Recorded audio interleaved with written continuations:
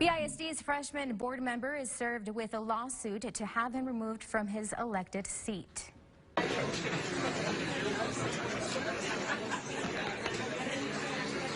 That's Erasmo Castro being served ahead of the last night's 5-hour meeting. The lawsuit stems from a Texas government code citing an elected person can be removed for intoxication. Last month, Castro was arrested by Brownsville police on suspicion of driving while intoxicated. Arrest records obtained by Local 23 state Castro told police he only had 1 glass of wine at an adult sex novelty store. However, the store does not sell or have a liquor license. And after being served, the night only got worse for the BISD member, as several public speakers criticized his conduct on the board and at schools. Parents demanded action after Castro would post photos of children on his social media pages without consent, and it forced the board to make big changes to what is said and done online. Local 23's Derek Garcia is following this story for us tonight.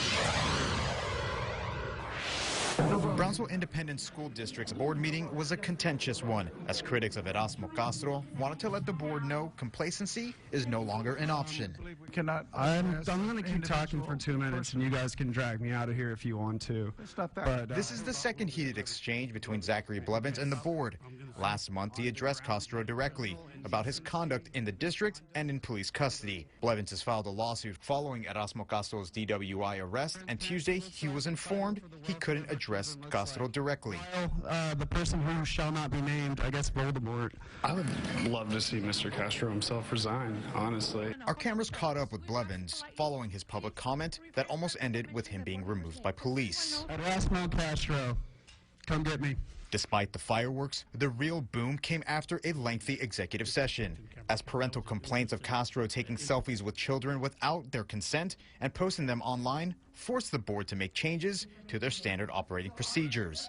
Following a unanimous vote, board members can no longer visit schools without authorization or an escort. They can't take pictures without approval, and board members can't block critics on Facebook, a habit Blevins accuses Castro of committing regularly. I think that he's doing more damage to the school district by not sucking up his pride and sitting there disgracing the board. In Brownsville, Derek Garcia, Local 23 News. We called the school district and attempted to reach Mr. Castro for comment. Since his arrest, our request for interview has not been returned.